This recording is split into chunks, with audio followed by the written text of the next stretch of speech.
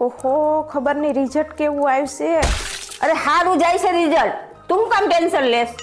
મમ્મીજી તમને તો રિઝલ્ટની કઈ ટેન્શન જ ના હોય, કેમ કે તમે તો સ્કૂલે ગયા જ ના.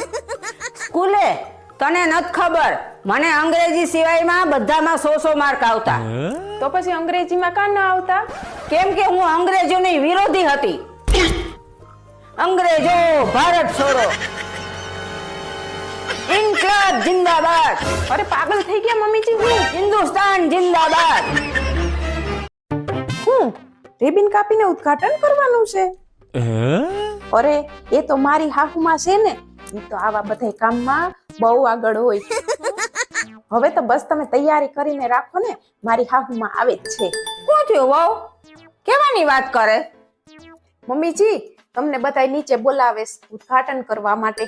ઓહો, આ માણસો બધાય મને જ બોલાવે. હવે કઈ વસ્તુનું ઉદ્ઘાટન કરવાનું છે? મમ્મીજી વોશરૂમ નું. આપણે પાડોમાં નથી ખુલ્લું. હવે કોઈ દી કહેતી નહીં મને વોશરૂમ નું ઉદ્ઘાટન કરવા વાળીની. એ મમ્મીજી ન જાતા. તો હું બેઠી હજી ખાવાનું નથી બનાવ્યું, નકર હું જાઉં હોટલમાં ખાવા. થોડીક વાર ખમી જાઓ. કા તું થોડીક વારમાં ખાવાનું બનાવી નાખી? એ ના ના, હું તૈયાર થઈ જાઉં ને, હું આવું તમારી ભેગી.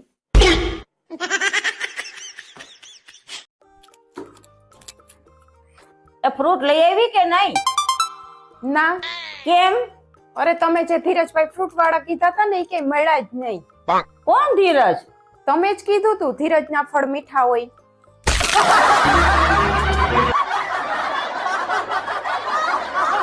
મમ્મી, ઉપવાસ કરવાથી તમારું શરીર કેટલું હલકું થાય?